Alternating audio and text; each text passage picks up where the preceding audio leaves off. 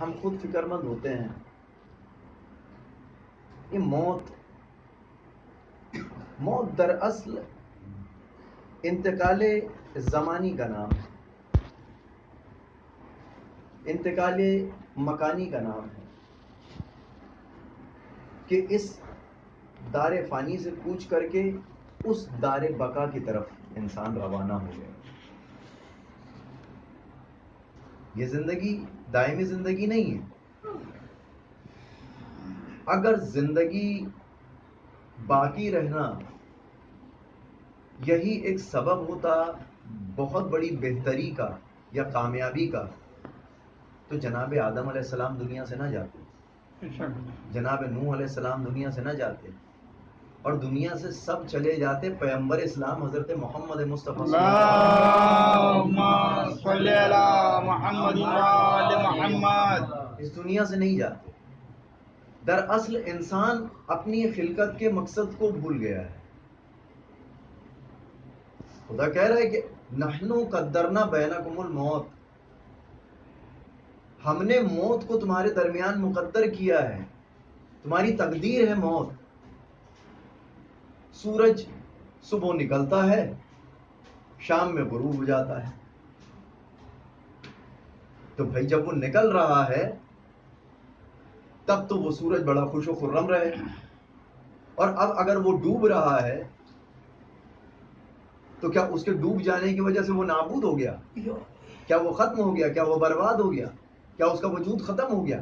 اگرچہ کہ وہ دن کی روشنی میں موجود رہا، بہت توجہ کی، اگرچہ کہ وہ دن کی روشنی میں موجود رہا، صبح کے 6:30-7 بجے سورج نمودار ہوا، اور شام کے 6:30 پونے 7 بجے تک یا جتنے بھی وقت تک کہ وہ اپنا وجود قائم رکھے ہوئے تھا، اتنے وجود میں اس نے دنیا کے کتنے انسانوں کو فیضیاب کیا.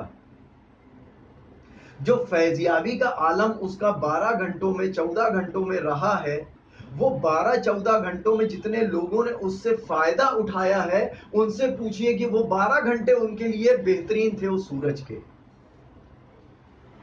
کیوں؟ اس لیے کہ وہ 12 گھنٹوں میں اس نے دنیا کو وہ فائدے پہنچا دیے کہ جو دنیا کے لیے فائدہ مند تھے.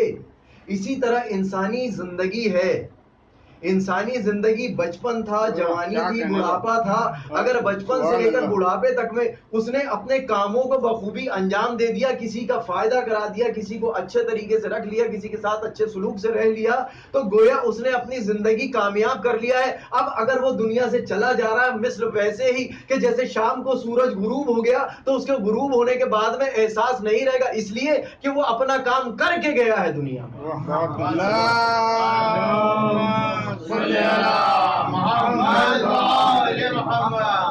تو یہ ساری علامتیں بتا رہی ہیں کہ اسی طرح ہماری زندگی ہے. ابھی ہم سوچ رہے ہیں کہ ہم 10 سال کیسے گزار رہے ہیں، ہم 20 سال کے دنیا ہمارے درمیان ہم خود دیکھیں کہ ابھی بچپن تھا، ابھی جوانی آئی، یہ ابھی بڑھاپے کی طرف قدم رکھنا شروع کر دیا.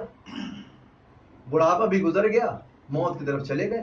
کہ یہ وقت جو گزرا، یہ وقت گزارنے میں ایسا لگتا ہے کہ کافی وقت لگ رہا ہے، لیکن جب یہ وقت گزر جاتا ہے، آج یہ 30-40 سال جو ہمارے گزر گئے ہیں، یہ 30-40 سال اگر ہمارے گزر گئے ہیں تو ان 30-40 سالوں کو اگر شمار کریں تو وہ کم لگتے ہیں، بے شک وہ کم معلوم ہوتے ہیں کہ 30 سال 40 سال ہمارے کیسے گزر گئے. اب یہ 30 سال اور 40 سال جو ہم نے گزارے ہیں، یہ کم کیوں معلوم ہوتے ہیں؟ کہ یہ وقت گزر چکا ہے. حشر میں یہی عالم ہوگا، محشر میں یہی عالم ہوگا. ایک انسان 100 سال کی زندگی گزار کے آئے گا، 80 سال کی زندگی گزار کے آئے گا، لیکن اس کے باوجود اس کی تمنا کہ خدایا تھوڑی سی عمر اور دے دیتا تاکہ نیک اعمال کو انجام دے لیتا. ابھی یہی زندگی کے لیے اگر دیکھا جائے، اگر پریشان حال ہے تو کیا جملہ نکلتا ہے؟ بھئی اب تو زندگی ختم ہو جانی چاہیے کہ آگے کی پریشانیوں سے بچ جاؤں گا.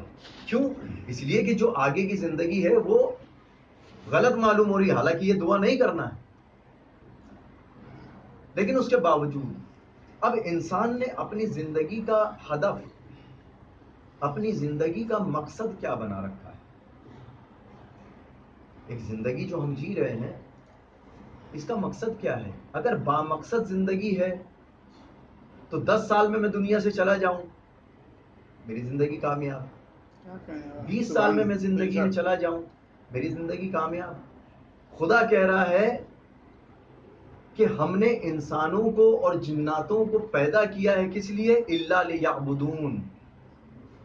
ہے نا، یہ آیت مشہور آیت ہے، وما خلقت الجن والانس الا لیعبدون، کہ جنوں کو اور انسانوں کو ہم نے کیوں خلق کیا ہے؟ عبادت کے لیے. اب عبادت ہم صرف سمجھ رہے ہیں کہ نماز عبادت ہے، روزہ عبادت ہے، حج عبادت ہے، خمس عبادت ہے، جہاد عبادت ہے. بالکل عبادت ہے،